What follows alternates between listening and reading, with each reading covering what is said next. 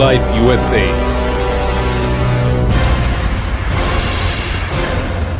Rehabilitation Center.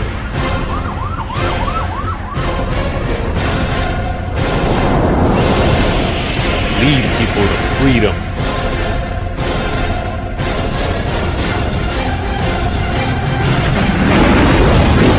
Freedom from substance abuse.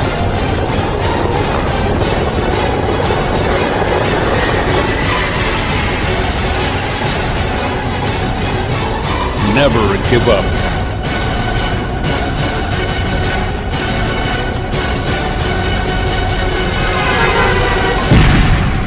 Free drug and alcohol recovery program.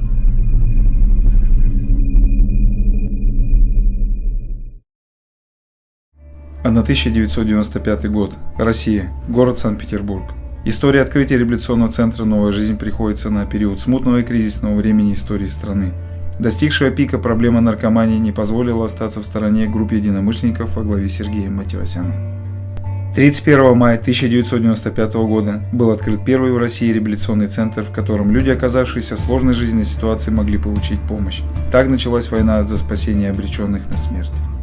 За годы своего существования центр приобрел огромный опыт и известность, что послужило обращением служителей славянских церквей, а также родителей тех ребят, которые попали в сети этой страшной проблемы, открыть подобный центр в Америке. 5 февраля 2007 года в городе Кабул, Миссури, состоялось открытие центра New Life USA. О процессах, которые происходят в центре New Life USA, и пойдет наш рассказ.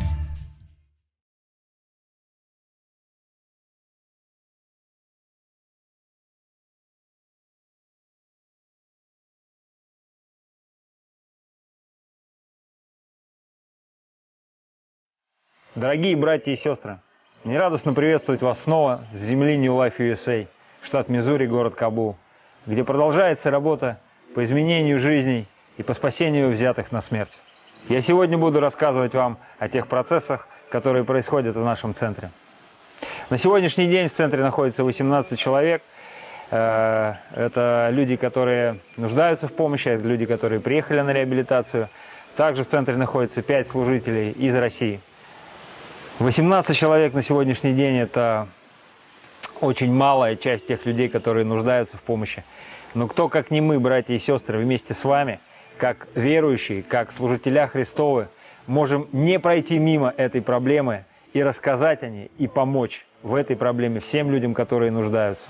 Особенно приятно и радостно говорить о том, что еще один человек закончил полный курс реабилитационного процесса.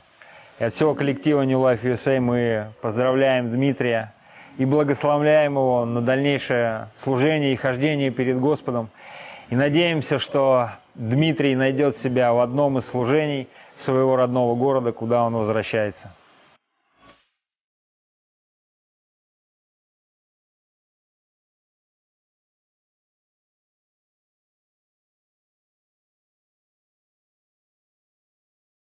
Hello, all New Life partners and supporters, and anyone who's going to be watching this.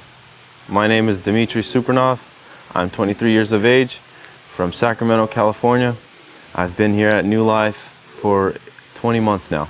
For most of my program here at New Life, I was in the construction department, and I've learned a lot of new skills, a lot of trades.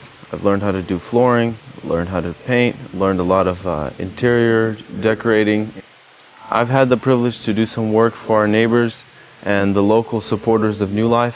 I've done a lot of construction work for them, some painting, tile, flooring.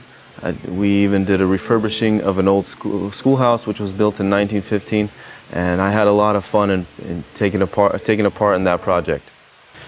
It was really motivating to work with the people that support this place and the people that are supporting us. And it was just a really awesome experience to help them, to give back. Today is my last actual day on the program here at New Life. I'm very excited about going home and seeing my family, seeing my parents, my brothers, my sisters, little nephews and nieces. I'm very excited to see them all, very anxious, but I'm somewhat also scared and nervous because I know it's going to be a battle out there and it's going to be a fight. This fight against drugs and alcohol, and I know that I'm gonna have to put in effort to every day to fight it. I just hope that God gives me the strength and gives me a true peace inside, so I can keep going in the right direction, and so I don't have to turn back to this path that I came from. It's been an honor to have went with a program with some of the guys that I did, and it's been a blessing to have had these workers and New Life staff that helped me out through all the rough times and through all my struggles. I want to say thank you to everyone who stuck with me. I want to say thank you to New Life USA for this opportunity. I have been very fortunate to have been here and learned the things that I did here.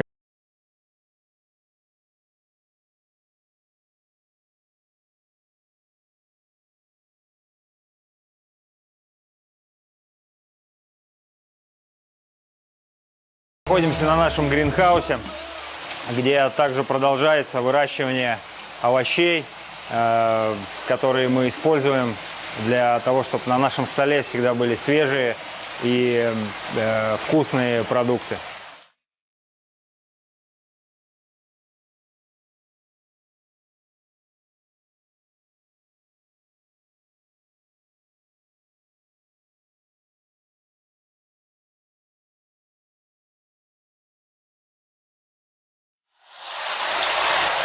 Также здесь, в нашем гринхаусе, благодаря системе аквапоника, мы можем выращивать довольно неприхотливую рыбу, которая называется тилапия, процесс которой вы можете посмотреть сейчас сами.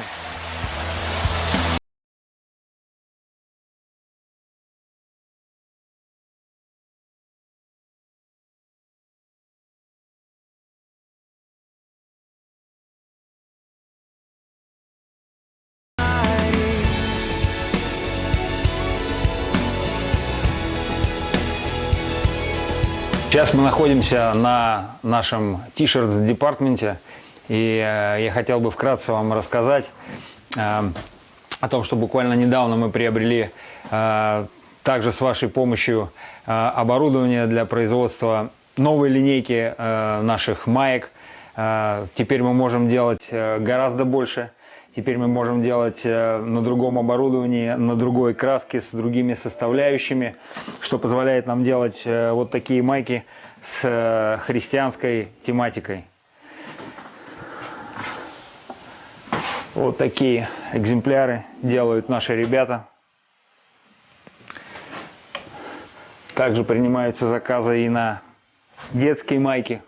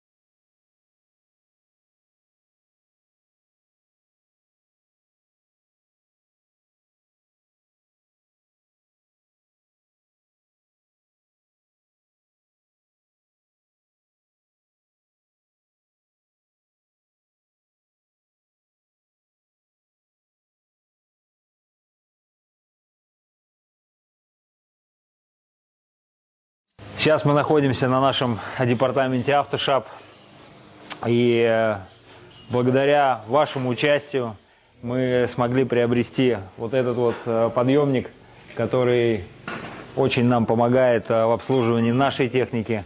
Благодаря также вашему участию у нас есть определенный необходимый набор инструментов, что позволяет обучаться ребятам автомобильному делу, совершенствовать свои навыки здесь, на этом департаменте.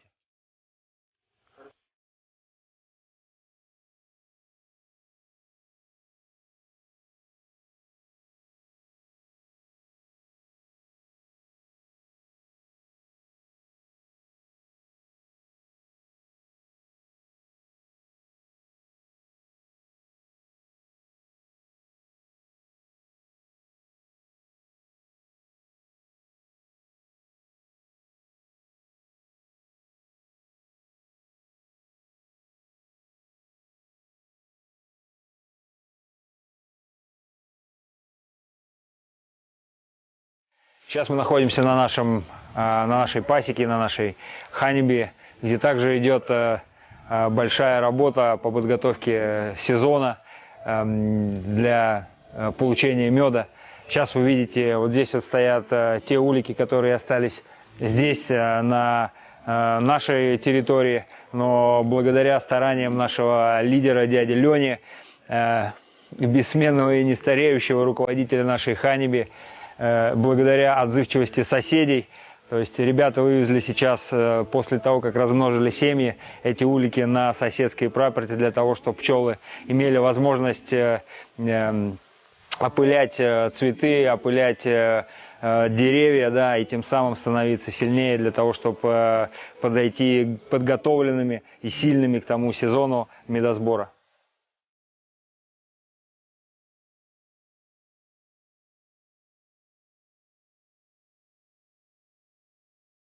I'm Bob Coates, and I'm from Kabul, and this is my wife, Carol.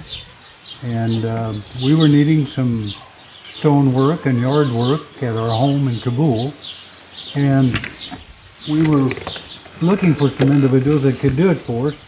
And we got a recommendation to call the boys at the New Life. And we acquired the materials. And they came and was really a great group of guys that did a beautiful job, and very prompt and excellent work, and we really enjoyed their company.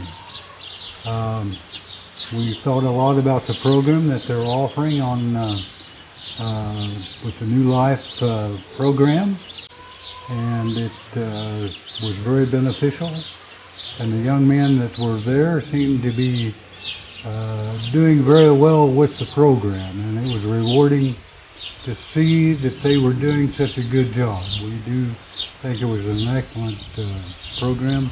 The work they did was excellent, and we're just real proud of it.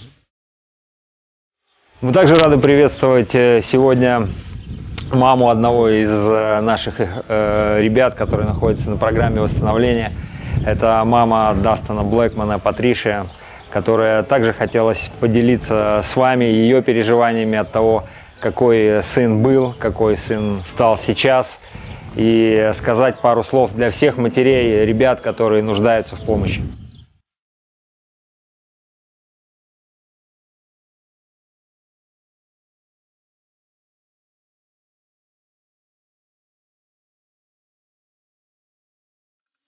My name is Dustin Blackman, and this month of May I turned 23 years of age.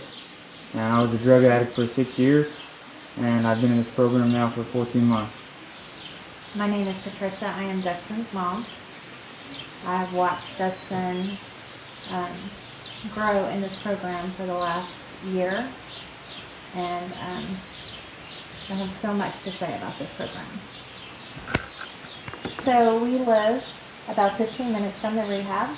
We've lived in Mountain Grove all our lives. I raised Dustin in Mountain Grove. He went to Mountain Grove High School. Dustin was a good kid all through elementary school, middle school, even at the beginning of high school. He played football. He was student of the month. And then he just gradually started hanging around the wrong kids. And these kids all went down kind of the same path. They had it in their heads that they were cool if they did the drugs and drank and skipped school and got into all kinds of trouble. A lot of these kids now are either in jail. Some are very sick from illnesses they caught from addiction. My son's very blessed that he is not in that situation as those other kids are. Like my mom said, I did really good in school whenever I was younger in middle school, and I met the wrong people, and I started to hang out with them, and we all started to have the same kind of mentality that drugs were good and that drugs were cool. And at that time, my dad and my biological father was being released from prison, and I had heard I'd heard from my friends' parents and from other people how my dad was really a big time drug user and used a lot of drugs. And so me and my friends really thought it was cool, and I just kind of looked up to him and I wanted to be just like him. So, about a year after Dustin started using when he was in high school, he seemed to get deeper and deeper in the drugs. First it was alcohol, and then it was smoking marijuana, and it all led to meth and harder drugs. He lost a lot of weight. He just wasn't himself. He was a totally different person. And over a period of years, he just became uncontrollable. He lived with several different family members. Several people tried to help, and in a way they were kind of enabling him. He was in and out of jail. He stole. There was just so many things. As my mom was saying, that as I got further and further into drugs, it ruined all my relationships with my family. It took like complete control over my life. My drug addiction did. I would do about anything for drugs. I would rob, steal, cheat, lie from even my family members, from everybody I knew, and it was just a really bad situation. Drugs completely took over my life and controlled me 100%. I think even after being in jail and being sent to 2 different rehabs that were supposed to be like the top 5 in the United States, Dustin would do well when he was at those rehabs. And for a short period of time he would do good, but the insurance would only pay for 30 days, and Dustin did drugs longer than 30 days. He needed a long-term rehab, and he needed to find faith in something. He ultimately needed to find faith in God. And during my drug addiction, my family sent me to, like my mother said, my family sent me to a lot of different rehabs, and even a few times they had to put me in a psych ward. I was so crazy. And at that time I really thought, my family doesn't love me, they hate me, they're putting me in this place, but now I understand that they only did that because they love me, and that a few times they had to turn their shoulder from me, turn away from me, because they didn't want to see me hurt myself. And they thought that, if they turned away from me, maybe I would come to them and want to help myself. In January of 2014, I received a call that Dustin was once again in jail at Texas County. For 2 months, it was off and on crying and very emotional. But it came to a point after a lot of prayer that I had decided to give Dustin a choice. He could try to get help long term, or he could go to jail and I would be done with it. I would have to cut him off, because I knew that if he didn't get help, if he didn't find some way to have faith and live his life and stop the drugs, that he would either end up dead or end up in jail for the rest of his life, or at least in and out of jail like his father. Like my mom said, in January of 2014 I ended up back in jail, and it was really devastating for my family, because I had stayed clean for about a year before that, and I had accomplished a little bit of things, and I was doing pretty good. Like, I had a really good job, and I started to move forward with my life. I thought that I was done with drugs, and even though I was staying off the hard drugs, I still used marijuana and used alcohol, and slowly but surely it led me back to meth. And at that time, it happened so fast. I started using meth, and I completely lost everything I had worked for in that year. I lost my job, I lost my house, my car. I even started losing my family again, and it was just really devastating for my family. So while communicating with Dustin back and forth those first 2 months while he was in jail, a co-worker that I work with lives close to the rehab here, and that actually gave me information about the rehab, but not with the intention for my son, actually for a patient that we were caring for. And one day I was looking at this information after discussing it with this patient and realized this is what my son needed. deep down in my heart, I knew this is where he needed to be.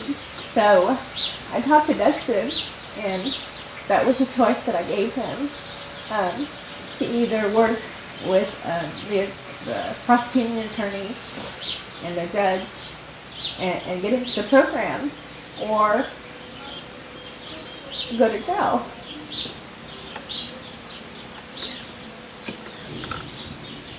So while I was in jail, I had called my mom and we had a serious talk, and she was crying.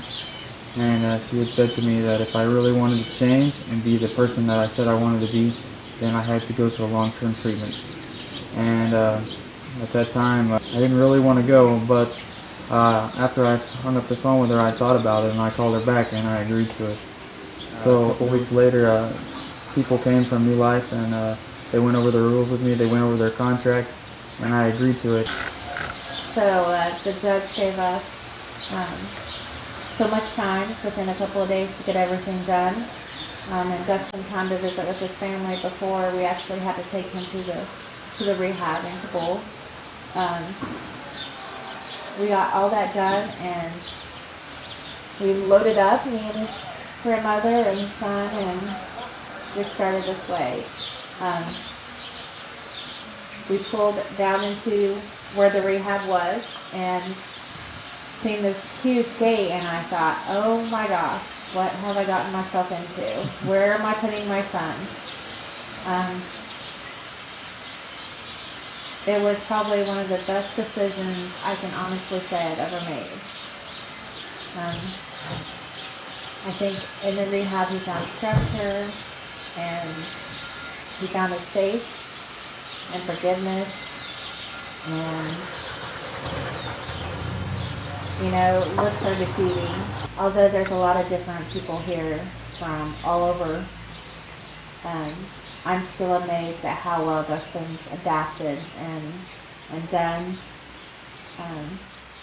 so well. So in the beginning of my program, it was really easy for me. I listened to everything they told me to do, and I followed all the rules. But after a couple months, I kind of got comfortable here, and I started rebelling a little bit. I started slowly breaking the rules and encouraging other people to break the rules. And actually, a few times I almost got kicked out of here. And the last time one of these situations happened, a worker here gave me a simple task, a simple job to do. And I thought it was really dumb, that the way they wanted me to do it, so I decided to do it my way.